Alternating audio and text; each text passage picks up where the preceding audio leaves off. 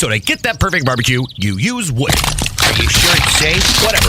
We put the lighter fluid on, strike the match, and... Oh! Should we call the fire department? That might be a good idea.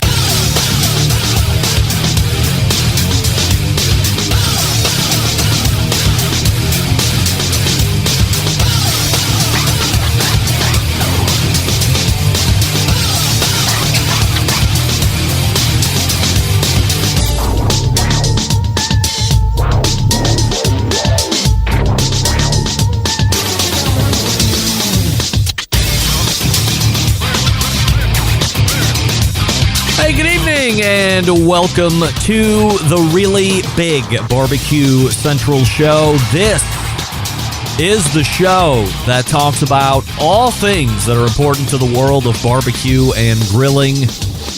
The show, of course, originating from the Rock and Roll Hall of Fame city, Bomb City, USA, Cleveland, Ohio, the barbecue capital of the North Coast. I happen to be your program host, Greg Rippey. Happy to have you aboard here on your Tuesday evening's live fire fun and survival show. If you want to get in touch with me this evening, here's how you do that. You can get in touch with the show by sending an email to Greg at bbqcentralshow.com. Follow us on all the social media channels at BBQ Central Show. And be sure to subscribe to the show podcast feed on your favorite podcast platform. Anything else you want to find out about the show can be found at the main website, thebbqcentralshow.com. And here's what's happening in case you get the newsletter, which you can also subscribe to on the main page of the website.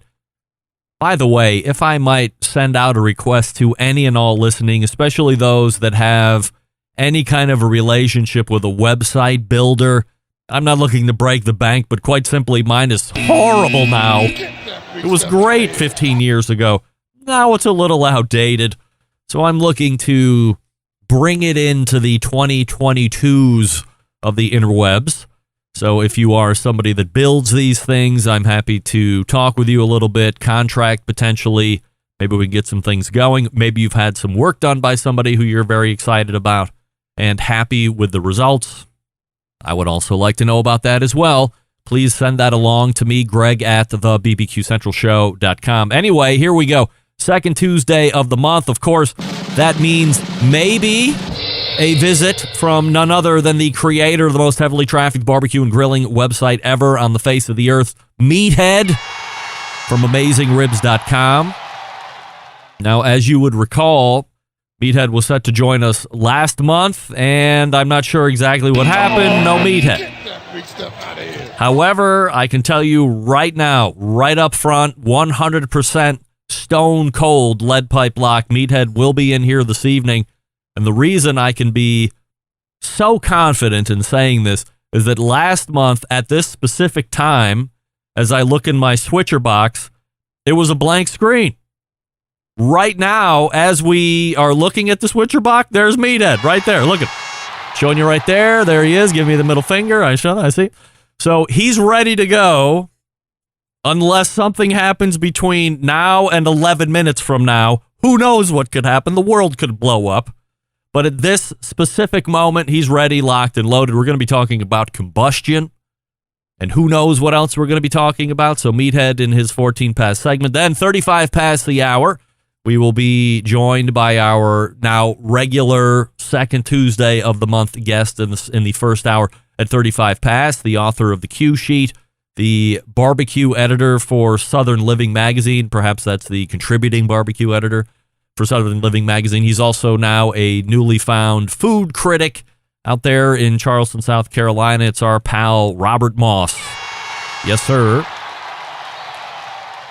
Robert and I will be talking about grilled cheese and mayonnaise. You would recall last month, he was completely unaware that some people put mayonnaise on the outside and versus substituting butter that would go on the outside portion of the bread. A lot of people use mayonnaise. I'm a big proponent of mayonnaise. In fact, I told him as much, and he said I had never heard of that. He was going to go ahead and give it a whirl and then report back. So we will lead with that. in the second interview segment here this evening. And also, we will talk about the Barbecue Hall of Fame. He is a names committee member. That meeting had taken place. And of course, I will be on promoting the special show that will take place tomorrow at 3 p.m. Eastern, where Emily Park from the American Royal and I will be exclusively announcing the 9 finalists' names. And then 2 weeks from tomorrow, on the 25th, we will be announcing who the class of 2022 is exclusively on the show. That is, of course, unless semi-famous Dave decides to blow his load all over our faces again like he did last year. We're hoping he can keep it tight. The proper people have gotten in touch with Dave, semi-famous Dave, and his social media team and said, put a clamp on it, 2022. We're going to be very, very excited about all of this exclusivity. And really, what's exclusivity if it's all out in the open? You've lost the whole exclusive part. Nevertheless, that's your first hour. Then we'll move to the second hour. This coming weekend is the opening of the biggest barbecue competitions of the year. And of course, that takes place in Tennessee, Memphis to be exact. Tim Shear from Shake and Bake Barbecue will be joining me to talk about his run-up this coming weekend. His pal Brad Leiniger from Getting Basted and himself won the pork shoulder category last year. A couple KCBS cooks wedging into the MIM situation, coming out world champs in the shoulder. They are not going to try and repeat this year, surprisingly enough, and I'll leave that tease right about there. Also, we'll talk to Tim about his venture into Wagyu cattle and heritage breed pork, or some kind of pork that I don't recall ever hearing about before, and I don't remember the name right off the top of my head, so don't press me for it, but it's not Duroc or some other brand of pork that I can't think of right off the top of my head. So he's into all of that too. He was originally a hog farmer, I guess, growing up, and now he's got Wagyu cattle, and it's a Marble Ridge Farms is the name of the business. So Tim is well diversified into this whole live fire situation, Shake and Bake Barbecue competition team. He's founded Gateway Drum Smokers. He also owns Blue Hogs. Now he's got the Marble Ridge, very active. So that's how the show is panning out. With any time left over, we are open segment at the end of the show where we'll be giving away $150 Fireboard Spark. So if you're interested in that, you're going to have to get Clubhouse, and I'll tell you how to do that. Don't forget, you can follow me socially, Instagram, Twitter, TikTok, Snapchat at BBQ Central Show. Live video feeds can be found at Facebook and Twitch /BBQ Central Show, also on YouTube /RD Rempe, and as I had mentioned, audibly on Clubhouse as well. So if you want to take part in only listening to the show live, you can download the Clubhouse app and find me there. And if you want a chance to win that Fireboard Spark this evening, you're going to have to be on Clubhouse where you raise your hand. I'll invite you up, and we'll play a game, the ever-popular game, Athlete and Porn Star. Everybody loves it. Sweeping the nation now for the 4th time. So let's start here this evening before we get to Meathead. And it's not a frequent thing that a barbecue star comes into town, Cleveland, Bomb City, USA. Bomb City, USA. Cleveland. But this past Wednesday, it did, as I got to sit down with Rebecca King, a.k.a. the Bad Jew, who is based in Los Angeles now, but as you might recall, a Clevelander originally, now doing her pork strami thing in the City of Angels. We had a great lunch at my favorite place downtown on the west side, Larder Delicatessen, owned by my pal Jeremy Umansky, who I will talk about here in just a second. And then Rebecca and I went just next door to the coffee shop and laid down a bonus content episode that will hit the podcast feed this coming Saturday. So be on the lookout for that because it's a great one. Secondly, I do want to mention a few folks who have appeared on the show over the last handful of years and congratulating them on their nominations for their most recent books by the James Beard Foundation, the aforementioned Jeremy Umansky of Larder Delicatessen for his book, Koji Alchemy. I thought this was his second nomination, but it's actually his third nomination in as many years. 3 years ago, Larder was a James Beard nominated restaurant. Last year, Jeremy was a James Beard nominated chef, and this year he is now a nominated author, which is very accomplished for a guy right here in Cleveland. Used to be a fine dining guy and a great human, by the way.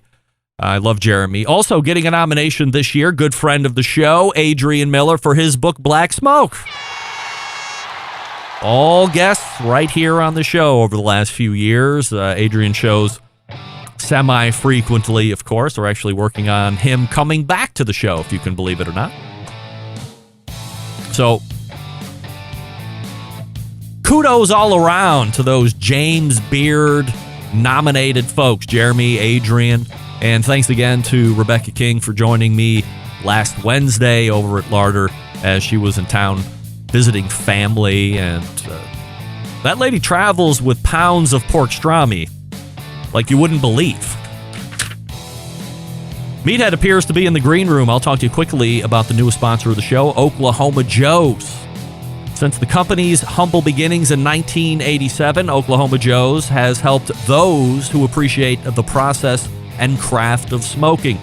What began with Joe Davidson, a member of the Barbecue Hall of Fame, and a dozen hand-built smokers at the Oklahoma State Fair over 30 years ago, has since forged an Oklahoma Joe's brand that builds some of the most sought-after smokers on the market today. Oklahoma Joe's, a proud history of creating uncompromising smokers and grills with a carefully crafted design, and the newest generation of the popular Rider Series pellet grills carries on that tradition. The new features in the Oklahoma Joe's Rider Deluxe pellet grills include the following: a Pit Control 2.0 system that delivers the category's first dual sensor temperature control. Fire Focus dual sensor feedback optimizes temperature control based on selected cooking styles, that being low and slow smoking or high heat grilling. Also, a Power Feed system that boasts a high torque auger motor that powers through pellets for incredible power and performance. The new Rider Deluxe series builds on several popular features, including smoke and sear modes, which feature an impressive temperature range that run from 200 degrees to a searing hot 650 degrees if you'd ate it, and a 20-pound quick draw hopper that allows unused pellets to be drained in seconds for simple storage, removal, and swapping of pellet flavors if you want to do that. The website, of course, oklahomajoes.com. That's oklahomajoes.com, or hit the website and click on the logo there. Go that way. Oklahoma Joe's, check them out if you are in the market this grilling and barbecue season. We're back with Meathead. Right after this, stick around. We'll be right back. You're listening to the Barbecue Central Show, presented by the Rider Deluxe Pellet Grills from Oklahoma Joe's.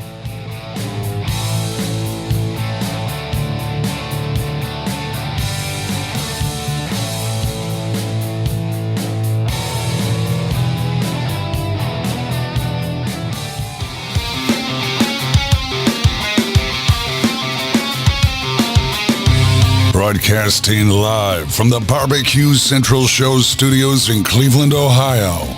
You're listening to the Barbecue Central Show. Once again, here's your host, Greg Rempe. All right, welcome back. This portion of the show is being brought to you by the Barbecue Guru, creators of automatic pit temperature control technology, makers of ceramic cookers with built-in power draft fans and other accessories to make your barbecue and grilling life easier. Visit them at bbqguru.com or call with questions 800-288-GURU. The Barbecue Guru continuing to be a breakthrough in barbecue technology. My next guest can be found on the internet at the most heavily trafficked barbecue and grilling website, AmazingRibs.com. And you will find him walking up to bat when he is taking his hacks right here to this song, You Can't Hurry Ribs, because you can't hurry ribs. If you hurry ribs, what do we know? They're going to be crunchy, they're going to be bad, nobody wants that. So we race to the hotline and welcome back Meathead to the show. Uh-oh. Oh no. Wait a second. I think Meathead's fallen asleep again. Oh, no! This can't be happening. Not the second week in a row. Meathead, there he is. Hey, Meathead. I'm going to... I knew I wasn't going to get away with that a little bit. All right, I'm going to start right out by genuflecting, apologizing, and explaining. Meathead, where's your microphone at? Let's stop right now. Where's this microphone? Let's go. What are you doing? Sorry? There we go. I was like, you sound like you're a million miles away. There you go. Greg taught me to eat the microphone. That's right. Last month, I finished dinner, sat down in the easy chair, had a little something to read, and fell asleep. No way. And I slept right through. What? Right through my appointment. You and I have been talking together at this time on this station for 100 years, and I've never blown you off until last month, and I feel terrible. Well, I certainly wouldn't call it a blow off. Not just to you, but I want to apologize to the Barbecue Centralists, to the audience, because I let them down. We will somehow muddle through. Luckily, I was ready to go just in case, because as I had mentioned in the open, not seeing you in the box even before the show starts, which has been pretty much the norm for the last 10, 12 years. I was like, this is a little weird. So I made sure I stockpiled, and away we went. No problem. We're happy to have you back. Plenty to talk about here in the segment this evening, Meathead. Not the least of which, combustion. We have to have combustion in some form or fashion here as live fire enthusiasts, whether it's big fire combusting in an offset or live fire combusting in a pellet cooker or charcoal Weber smoker bullets are combusting charcoal driven with wood chunks in there for flavoring. So what should we know about combustion? Where do we want to start? Well, that's our main topic, and I want to talk about that, but I also want to jump in briefly on your intro and comment on grilled cheese with mayo. Oh, all right. Because I've been doing that. I've tried grilled cheese with, you swab the outside of the bread with either mayo or butter, and it became very trendy, and I've done side by side, and frankly, this is going to shock you. Butter tastes better than mayonnaise. Mayonnaise works really good. Yep. You get a great crust. But and I like to do grilled cheese on a grill, grilled cheese. Yes. But I have come back around. I tried mayonnaise, and I've come back around to butter. One other thing that you mentioned earlier in the show, the new Fireboard Spark. Yeah. It is effing awesome. I have one. It has become my new favorite grill. I like it better than the Thermapen. It's $50 more than the Thermapen, but it is effing awesome. And I'm not going to get into details because we got to get on to the topic at hand, which is combustion. But people need to pay attention to this new thermometer. It's very cool. Are you saying that you can detect a flavor when you use mayonnaise versus butter, or there's just a general nondescript flavor difference that you prefer butter over mayo? You can taste butter. Butter has flavor, and you can taste butter on a grilled cheese sandwich. I can. Okay. It's not a huge difference, but I can taste the butter, and butter tastes better. Fair enough. Butter is wonderful. So we were going to talk about combustion. Yes. And this is an interesting topic, and it goes to anybody who cooks on either gas, charcoal, logs, pellets.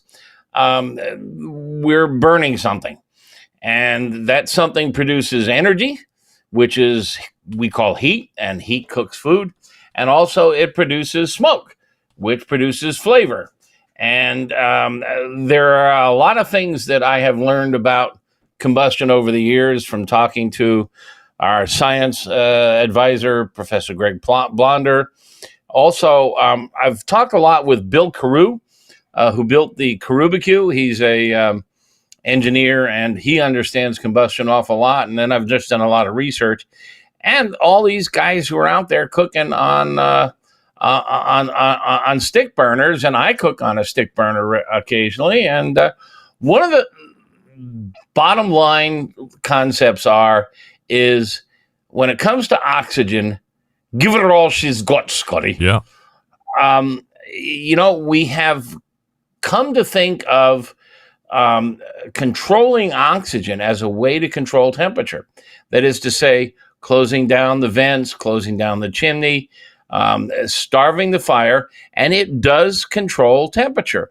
But what happens is it doesn't allow proper combustion of the gases and the byproducts of pyrolysis, of the degradation of the wood or the charcoal. And when you choke back oxygen, you are setting yourself up for some funky flavors. Now, it's important to understand there's smoke comes in a variety of flavors. You do not want black, brown, or yellow smoke.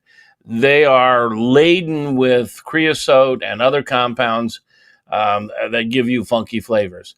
White smoke is not bad, but it's not as good as the blue smoke that is the holy grail that everybody seeks. And it's called blue smoke because it's barely visible. And it's barely visible because the particles that have escaped through the combustion process are so small that they don't refract light. White smoke are larger particles and they refract more light. Now, white smoke is not awful, and it works just fine. But the goal, particularly for long and low and slow smokes, is blue smoke. And you get blue smoke by small, hot fires with as much oxygen as you can give it. And if you go and look at these top pitmasters at competitions, if you go look at Darren Worth, for example, who cooks on a Jambo, anybody cooking on these horizontal offset log burning stick burners, they call them, you'll see that often they have the door to the firebox open almost all the way, and the chimney open. And if you look inside, you'll see it's not a lot of wood burning. They will toss on a log every now and then, but what you primarily see in there are embers, chunks of wood that have burned down to charcoal. And then they throw a little wood on there, and it's hot enough that it will burn off. If you've ever thrown a log onto a fireplace fire, you see in the end of the log, the phloem and phloem, the highways that run through wood run parallel to the surface. So if you throw a log on a fireplace fire, you'll see the very first ignition is some sort of a yellow flame coming from the ends. And those are gases coming out. Now, even before those gases come out and ignite, the first thing that happens is water comes out. If you harvest a log from a live tree, it's going to be almost 80% water. And you don't want to burn that. You use up a lot of energy boiling off the water. And the water boils off, in theory, it boils off at 212, but because of all the other compounds involved, it takes it up to about 230, 240, 250 to burn off. But it can't go much higher. So when you throw a log on, and if it's got a lot of water in it, you'll see a lot of white, poofy smoke, but it's not really smoke. It's steam. And that's true of when you soak your wood. Now, almost all the barbecue textbooks tell you, if you're cooking with charcoal or gas, to soak the wood. And first of all, wood just doesn't absorb a lot of water. And we've done this test. You can see pictures on our website. You can do it yourself. Get yourself a handful of wood chips or chunks and weigh them on a kitchen scale and write it down, and then soak it overnight in water. And, most recipes, most barbecue cookbooks say just soak it for an hour or so, but soak it overnight. And then take them out of the water and pat this water off the surface, because that's where most of the water hangs out. There's a little fuzz on the surface, and the surface tension keeps it there. But if you pat the water off the surface, it weighs only 3 to 5% more than it did the night before. And all that water is trapped on the surface. It doesn't penetrate. That's why they build boats out of wood. Yeah. Because it doesn't soak up water. So when you take soaking wood chips and throw it on a charcoal fire or even a log fire, what happens is that moisture evaporates and it can't burn. It can't combust. It can't smoke until it boils off the water. And it boils off the water. It's not 212. It's a little hotter than that, but it boils it off in the low 200s. And then once the water is boiled off, it'll start spewing out gases, which if there's a spark present or if there's lit coals, they will ignite and you will get combustion and things will get rolling from there. Your ideal smoke temperature is somewhere when the fire is running around 700. And that's where you get your ideal taste of smoke. And so if you've got wet wood, all that poofy stuff, you can just hold a mirror up over it and it'll fog up instantly because it's all steam. And so you want to cure your logs. If you're cooking with logs, you got to cure your logs at least 6 months, often a year. It depends on your climate. The wood will absorb a little water from humidity, but not a lot.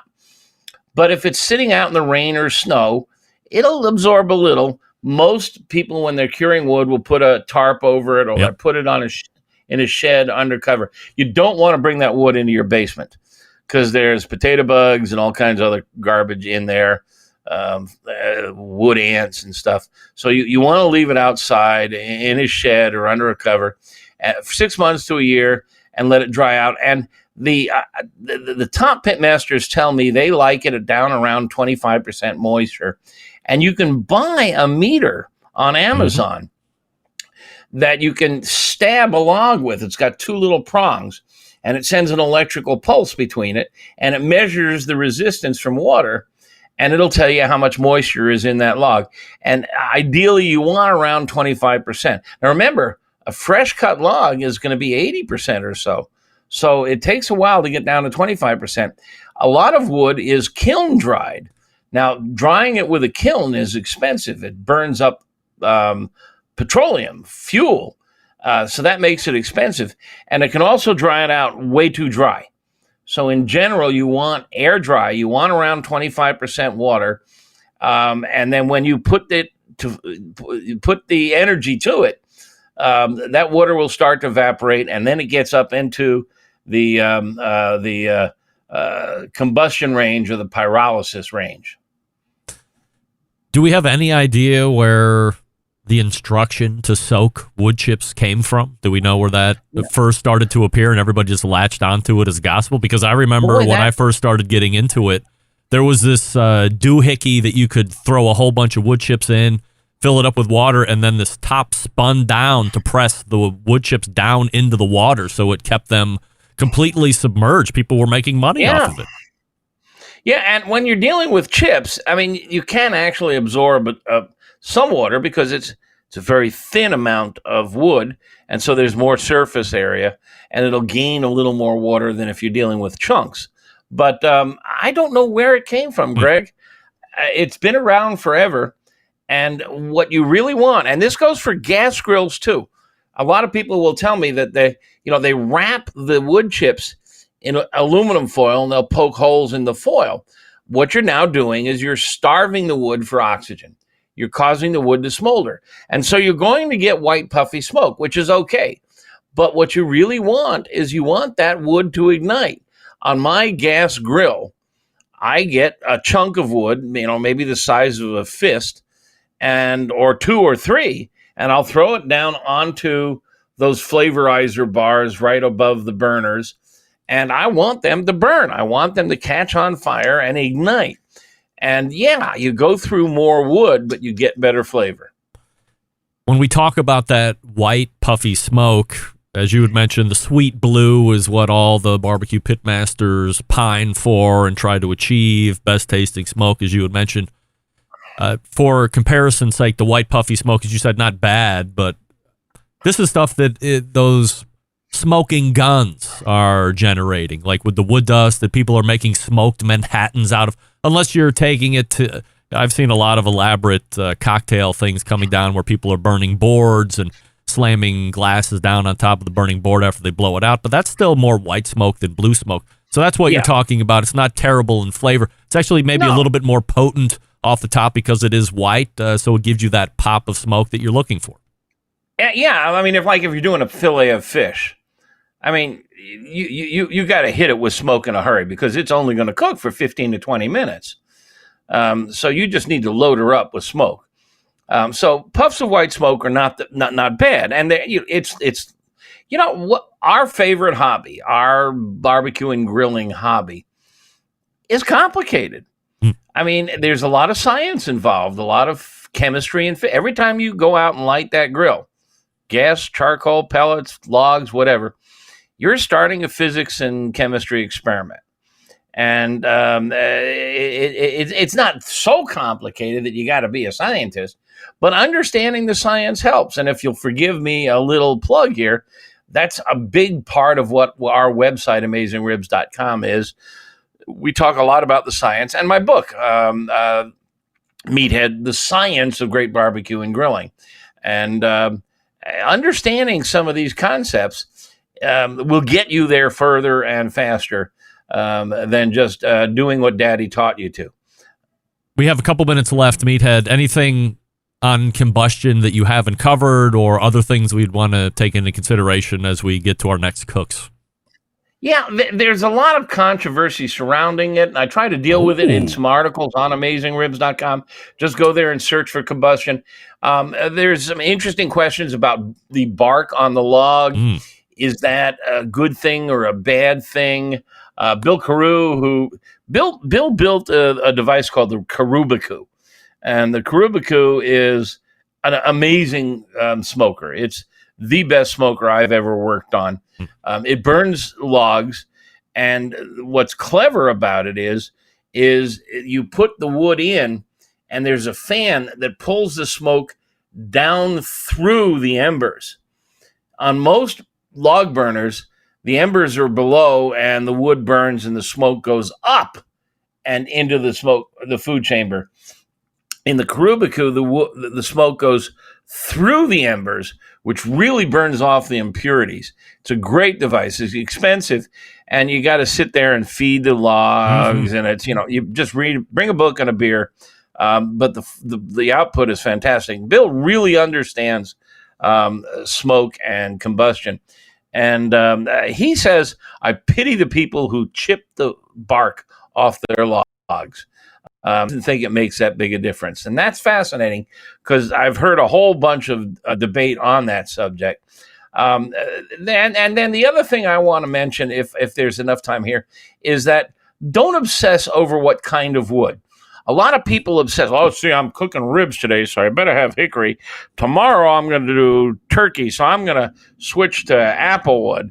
And then, I can smell the differences between a lot of the woods from the smoke. You can smell them, but I can't taste them. Now, I know I've had people say, well, you just have a lead tongue, but I don't want to get into the braggadocio stuff, but I was the wine tasting champion of Chicago.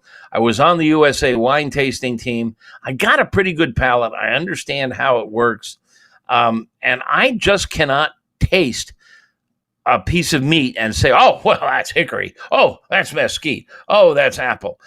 I can often smell the smoke and say, oh, I think that's hickory. And usually I'm in the neighborhood, but the taste I can't necessarily. So don't obsess over wood. My advice is find a wood that you can work with and use it all year round. Stick with it as long as you can until you master fire control. Mastering fire control is important. And that's even important on charcoal. We talk about charcoal. You want the coals glowing and coated with ash. And the reason that they have been accused of putting out bad flavors is when cold charcoal is first ignited, it exudes gases that can malflavor the food. So you want to get it fully ignited so that all those gases and you have a nice bright orange flavor. on a bright orange color, I should say. On a gas grill, on the other hand, you want a blue flame. It's all very complicated, and I've written about some of this, and it's a lot of fun, and it's interesting. And maybe next month we can talk more about charcoal. All right, we'll do that. And I'm with you, Meathead. I don't think I can possibly pick out by taste species of wood. Also, I would agree that most of the time I can pick up olfactory, what kind of that wood is going to be as it's burning. Outside of mesquite, which I probably have a 50-50, maybe 75% chance of eating something and going, that's mesquite. Everything else is a toss-up, and it's more how heavy or not heavy it's on the food and how it's going to affect it. So agree with Meathead here. I was just going to say, mesquite and hickory tend to be pretty strong flavors. Yep, no doubt. Read more about it at AmazingRibs.com. And as Meathead said, next month we will touch on charcoal as well. Meathead, always appreciate the time, and we will see you in June. And I will try not to sleep through it. All right, we'll hold you to that. Meathead from AmazingRibs.com, and talking about combustion. A lot of great information there. Once again, if you've never visited the website, shame on you, and you should get educated now by going to AmazingRibs.com and check it all out. Robert Moss is ready to go. Before we get to him, I will talk to you about your barbecue fitness level. What does that mean? Well, if you're listening to the show, you probably like grilling and barbecue. You're probably not that very small percentage of pitmaster who just likes to cook it and not eat it. And maybe you're not exercising and taking care of yourself as much as you should. You realize in your head you should be doing a better job. You should be getting some cardio in. You should be making some better choices at eating. But who's going to hold you accountable? You? It's not working very well.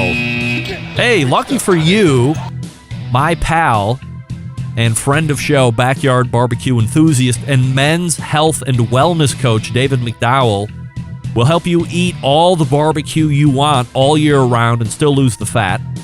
With David, you have assistance around the clock. He's just a text message, an iMessage, or a WhatsApp message away. He's also available to FaceTime, Zoom, WhatsApp, video chat whenever you need him, even on short notice. Now, some coaches are charging upwards of $500 a month for a canned diet plan and 1 to 2 check-ins per month. What are we talking about here? We want value and help. Partnering with David allows you access to a resource who is available effectively 24/7. But with David, you're not paying $500 a month. You're not paying $400 a month. How about this? Can you invest something in yourself? How about $200 a month for somebody that's going to hold you accountable? You put in the work. You can ask him questions. You can call him and tell him you're going out to eat. You don't know what to get. Send him a picture of the menu. He'll give you suggestions.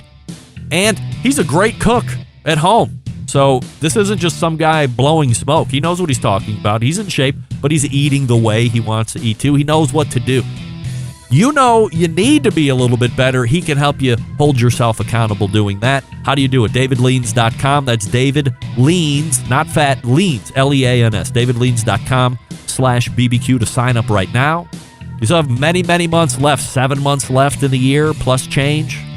So you can get yourself on the track right now. DavidLeans.com/BBQ. That's DavidLeans.com/BBQ. We're back with Robert Moss right after this. Stick around. We'll be right back. You're listening to the Barbecue Central Show, presented by the Ryder Deluxe Pellet Grills from Oklahoma Joe's.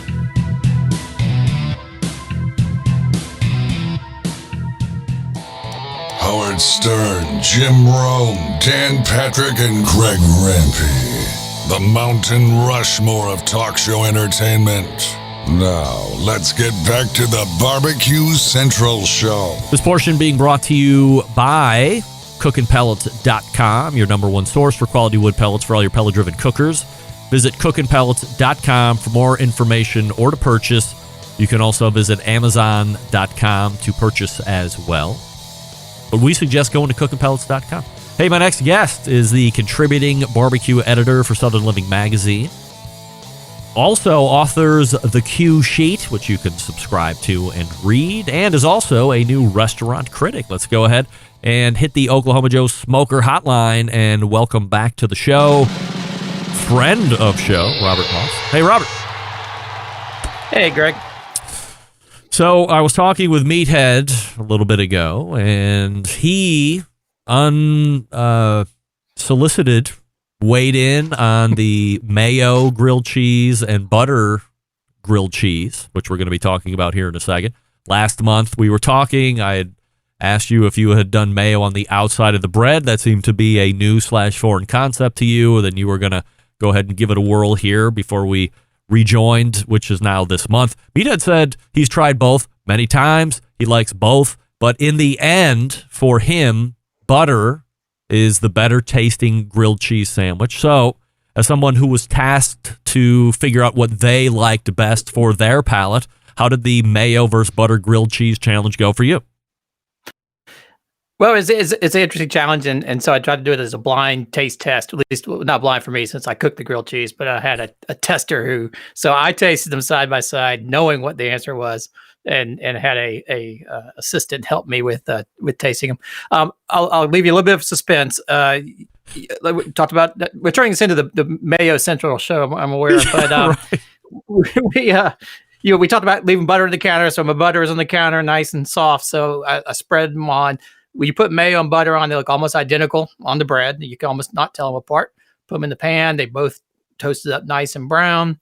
In order to tell them apart, I put a toothpick in one and gave it to my subject, and I tasted them myself. I have to say, out of the gate, you could definitely tell a little bit of a difference between the two. Both knowing what they were and someone who didn't know which was which could guess which one was the mayo. I think we both had the similar experience right out of the gate eating into it, which is the mayo had a little bit of a tang to it, had a little bit of a flavor. She had no problem guessing which one was the mayo sandwich. And got to admit, out of the gate, butter, a little more buttery, a little better. But the real difference was the further you went with each progressive bite, butter better and better, mayo less and less effective, to the point where it gets to almost an unpleasant flavor. I think it may have something to do with the bread cooling. So I'd have to be with Meathead on this one. Butter, thumbs up. Butter wins the day. All right. Butter wins for me. So mayo was law of diminishing return. First bite okay, and that every other bite subsequently you're chasing the first bite, but the third bite is worse, and the fifth bite is worse than that, and there you go. Yeah, and I had each had a half. So, but I looked down and I had eaten, almost all of the butter, and mayo still had half a sandwich left. So, and it's what it struggled to the last bit. So the butter wins out. I mean, if you had no butter and you were trying to make a grilled cheese sandwich, I suppose it could be like one of the Civil War substitutes you had to do back in the day. But I would go for butter out of the gate. Would you say they toasted up similarly? I found that the mayo almost identical. Oh, all right. I've always found that the mayo toasts better. I have a theory about that, because I was thinking about that later. I was like, they really were almost identical. But if you recall from our Dukes versus Hellman's discussion, the big difference is there's sugar in Hellman's and Kraft and other mayo, and Dukes does not have sugar in it. And of course, I was being in South Carolina, I was using Dukes. So it could be a little caramelization you're getting from the sugar with the other mayos, which may be why it toasts up nicer. So in the interest of science, I may have to go invest in a jar of, some sort of Hellman's or other mayo with sugar in it and see if that makes a difference. Well, I am a mayo snob, and I have not used Hellman's or Duke's in at least 4 or 5 years. To me, it's only Kewpie mayo, which is the Japanese mayo that I get at the Japanese grocer. So if you have one around you, I would add that to the continued study list. It's on my list. I've actually looked at every grocery store I've been in since our conversation, and it's not in the mayo aisle. It's not in the international food section. So I think I'll have to go to the specialty. We do have an Asian market nearby, so I'll go there and try that out as well. So we'll have to have a full lineup here. Maybe before the June show. All right. So we have potentially a third month of at least touching on a mayo topic, which is probably something we didn't think was going to be born out of this from last month, but anxiously following the leads where they take us. Another topic this evening, Robert, is pork, but for barbecue folks, and potentially regionally this differs, I think of pork in a couple different ways. I think pork tenderloin. I think pork chops, which I'm not a huge fan of, but I can appreciate a properly cooked pork chop. But usually for me in the barbecue realm, it's either ribs of some sort or it's a pork shoulder, which ultimately gets taken down into pulled pork. But There's also, especially like where you are, chopped pork, and these terms are not interchangeable. Pulled pork is not chopped pork is not pulled pork. So what's the history and backstory of pulled pork and chopped pork and where they differ? Yeah, this come up a lot lately because I'm starting to get become more and more of a crank about. You'll see if you read the cue sheet, I'll often will make wisecracks about pulled pork versus chopped pork. When being a Carolinian, I'll say chopped pork is a proper way. Very, very different. And up until really the last 20 years or so, was a very regional thing. Though it's sort of like brisket spread everywhere. Pulled pork has as well. Here in the Carolinas, I still remember when I was probably the 90s. When the first time I heard pulled pork, and I think I was like a lot of people, it was a weird, funny sounding term, sounded a little bit maybe slightly dirty. A lot of people could make little risque jokes about it. Because in the 90s, term, a lot of people in the Carolinas never really heard of the term. In the Carolinas, we chop pork, which means we actually take it. We might pull it off the bone, but it goes on a chopping block. If you've ever seen Sam Jones from Skylight Inn, or just go to any of the restaurants in Lexington, they got big old cleavers and big old wooden chopping blocks, and they're chopping it up. Some fine mince, some a little bit rougher chop, but it's getting chopped up with cleavers. They aren't pulling it off the shoulder in big chunks. You'll find it in Texas. Pulled pork is sort of the classic in Texas. I did go back a couple of years ago. There was a guy, Martin Sismar, I think his name is, right, something about barbecue a lot for Kansas City Magazine. He had noted in an article that pulled pork was increasingly taking over in Kansas City, whereas in Kansas City, up until the early 2000s, most of the often form of pork you would find on menus was ham. You can always get city ham sort of cooked or smoked on a barbecue pit. But increasingly he was writing that, that pulled pork was appearing, which is something no one in Kansas City had ever, had on barbecue menus, and people were starting to give up the ham because it wasn't selling and everybody was coming in order to pulled pork. So it's definitely taken off in the last 20 years or so, like most things driven by the internet and TV and cookbooks and everything else, or the national media. But it actually goes back. I got into it and traced it all the way back to the early 70s. And the roots of pulled pork was actually in West Tennessee. And it was used in West Tennessee, which was whole hog country in Tennessee back then, to differentiate from the kind of pork you might get in Memphis, which would be pork shoulder that was chopped with cleavers. And they would actually pull it off the hog. If you ever see anybody pull pork off of a whole hog in log strands, that's sort of where the name came from. And it's sort of the Kroger grocery store chain picked up on it at some point, and sort of spread from West Tennessee sort of outward from there. And then by the 1990s, 2000s, writers from other places started picking up on the term, and it sort of spread. So I'm getting pretty dogmatic, I guess, that if you're in the Carolinas, at least, if you get your pork, have it chopped. Don't ask for pulled pork, because that's an invasive species in these parts. Is it a wrong statement to say that, especially if where you are, South Carolina, North Carolina, that pork breadbasket of the country, more times than not, you're getting some kind of whole hog, which has, at least from my research and watching, lent itself to a more chopped product, whereas a pulled pork, you're just getting that Boston butt, and that can be easily pulled out. I mean, you can chop it too, but is there a difference between like the whole animal and just the piece? I'd say it's actually historically, I think it's a little bit the reverse, actually, which is again West Tennessee, where pulled came from. They were actually pulling off the whole hog. There was a way of sort of pulling it off in those long strands. And the Piedmont in North Carolina, which is the heart of pork shoulder territory in the Carolinas, there's no whole hog in the middle part of North Carolina. It's all pork shoulders. They chop it. There's no pulling there. If you go to eastern North Carolina, if you go down into much of South Carolina, where they're cooking whole hogs these days, and whole hog is not nearly as common anymore as pork shoulder, just because it's so hard to do and time consuming, but there's still a good bit of it. I would say the vast majority of the whole hog cooks are pulling it off, throwing it on and chopping it with cleavers into fine bits, particularly in eastern North Carolina. There are some exceptions to that. Scott's Barbecue in Hemingway, South Carolina, which is where Rodney Scott got his start before he became a nationwide barbecue restaurateur. They do actually pull it. They don't call it pulled pork. They call it barbecue, but they actually do pull it off the whole hog on the pit into strands. But most of the other whole hog cooks, well, at least the well-known restaurants, they're throwing it on a board with a cleaver and chopping it to bits. And in some places, like at Skylight Inn in Aden, they actually are seasoning it with vinegar and hot pepper, salt and pepper, and chopping all that right into the meat as they're chopping it in. So I would say whole hog is actually probably, at least in the Carolinas, the more common way of doing it than pulling it. Is it just texture from a mouthfeel? Is that the only difference between that and pulled?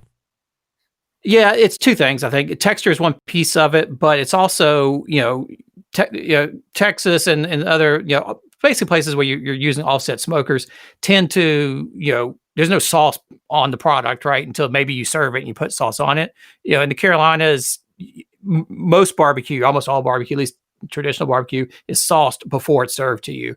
In the case of some whole hog cooks, they're actually saucing it on the pit and mixing it in. In a lot of other cases, like when you're cooking shoulders, you pull it off on the chopping block and you're actually mixing the sauce in with it while you chop it. And here where I am in the middle part of South Carolina, they're mixing in mustard-based barbecue sauce. So when you go to the restaurant, it's already got, the pork is already yellow because it's been chopped with a lot of mustard sauce already mixed in.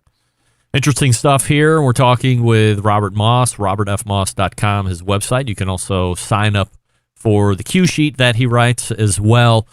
A couple minutes left here, so let's go ahead and talk tomorrow. We are announcing with Emily Park here on the show an exclusive 9 finalists that will be in contention for 3 of them getting into the 2022 Barbecue Hall of Fame here, and everyone is awaiting who the finalists might be so we can argue over the next 2.5-3 weeks of who should be inducted this year. You said on that panel, work through the main tank of names. So how do you feel it went this time around, and are you satisfied with the names chosen? Yeah, I thought really, really well. Just, for reference, people may not know the process. It's sort of open nominations. There's an online web form, and anybody who wants can go and nominate, people they think are worthy to be considered for nominations. And then there's the committee, which I'm on, which is about 6 or 7 of us. And we basically take that big funnel of names and whittle them down to 9. And then those will go before the full voting panel, which is actually past inductees. So all Hall of Fame members, at least, will get a chance to vote on those. So our job is really to take the big long list, if you're down to 9, and put it on. It was really enjoyed doing the panel, not just because I like to weigh in, but because I actually learned an awful lot. We have some really knowledgeable people on the panel. And as we're going through and talking about all the different people, I learned a lot about people who I may not be as familiar with. So I thought that we had great conversation. I thought the balance came out really nice. We had some very tough choices. It's really tough to narrow it down to 9. But I do think at the end, all of us, at least, I think we all agreed when we looked at this is a strong list, and we feel like it's a good slate for the full panel to choose from. I'm not going to ask you to reveal any names here because we only have to wait a short time until tomorrow to learn it all of ourselves here exclusively on the Barbecue Central show. But who was left off the list this year that you think should have been on? Who was somebody that maybe you championed that nobody else bought into? Yeah, I can't tell you that. You are going to lure me into that. What are you talking about? It doesn't matter. They're not on the list. Who's your favorite that didn't get in? Anyone who I championed would be on the list, right? Because I would have browbeat everyone into accepting it. But no, I can't say that there's anybody who's not on the list who I think it's a grave injustice that they weren't. I think there are a lot of people in the bubble, but if I tell you who those are, that will give away who the list is, and I don't want to spoil Emily's surprise for a second year in there. All right. So, yeah, well, I certainly appreciate that more than anybody since semi-famous Dave decided to ruin it for everybody last year. In the meantime, you can find Robert Moss over at robertfmoss.com. Sign up for the cue sheet, and you can find him here on the second Tuesday of the month, 35 past the first hour segment. Robert, always appreciate the time of the conversation. We'll do it again in June. All right. Thanks, Greg. Appreciate it. You got it. All guests appear via the Oklahoma Joe's Ryder Deluxe Pellet Grills hotline. And that's Robert Moss right there, of course. robertfmoss.com is website, as I had mentioned. And be sure to sign up for that cue sheet. Lots of great reads, info, deep dives, medium dives.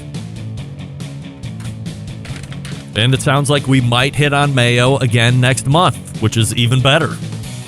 Let me talk to you quickly about Green Mountain Grills, some of the best pellet cookers out there on the market today, a choice line and a prime line, depending on what you're looking to spend, what kind of features and benefits that you're looking for.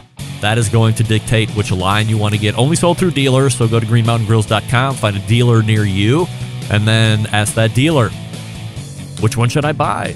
They'll ask you, what are you looking for? How many people are you going to feed? How often do you think you're going to use it? Do you want any technology?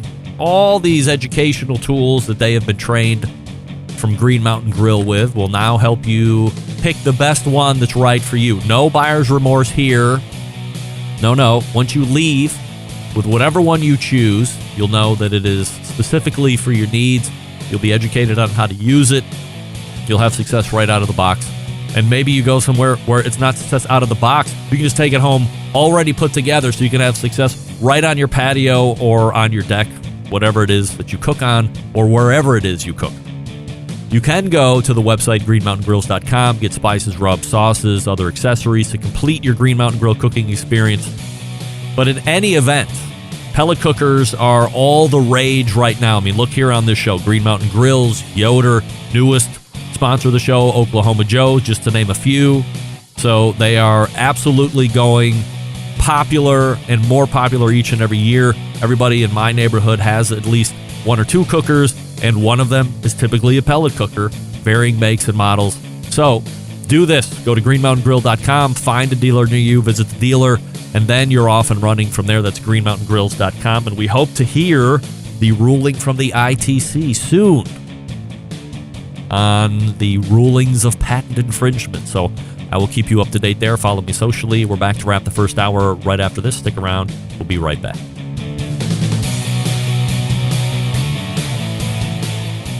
Continuing to produce incredibly mediocre content in an exceptionally professional way. You're listening and watching the Barbecue Central Show. Once again, here's your host, Greg Rempe. All right, welcome back. This portion of the show being brought to you by Fireboard. You can monitor up to 6 different temperatures simultaneously. You connect to Wi-Fi, you connect to a cloud-based monitoring, or you connect via the Bluetooth. If you have Alexa or the Google Assistant, you're in luck because Fireboard fully integrated with both. Find out more by visiting fireboard.com or call 816-945-2232. That's fireboard.com. And around the 10:35 p.m. Eastern time tonight, you have your chance of winning a Fireboard Spark. $150 retail. Plus, there's usually shipping on top of that, so probably approaching $700-800 in total prize value. You can win one free here. We'll play athlete or porn star. You will join me through Clubhouse. I will give you a name. You will tell me if it's an athlete or a porn star. We can find out who the pervs are or who the sports geeks are. And through all of that, you have a chance of winning a Fireboard Spark, which is the ultimate goal here. All right, we thank Meathead for joining us in the first interview segment here about 40 minutes ago. And then, of course, Robert Moss joining us last segment, talking a little bit about Mayo, talking about chopped pork and pulled pork, and then ending it on talking about a great and robust conversation and decision-making process over the 9 finalists for the Barbecue Hall of Fame, which will be announced on the show tomorrow. We will have a special Wednesday edition at 3 p.m. Eastern. Where we will reveal who those 9 finalists are. They will be sent out to all of the living members of the Barbecue Hall of Fame. Also, the names committee, everybody will vote for their top 3, and then whoever 3 gets the most votes will make up the 2022 class of the Barbecue Hall of Fame. So tell all your friends, tell all your neighbors. Nobody tell Famous Dave. Don't it? Leave him out of it. American Royal, leave him out of the announcements tomorrow. Don't send him any updates. That's going to be exciting. This is, I believe, the 3rd year? I want to say it might be the 4th year in a row that we've done the unveilings of the finalists, and then a couple weeks after that, the finals. Refresh libations. We're headed to the second hour. Stick around. We'll be right back.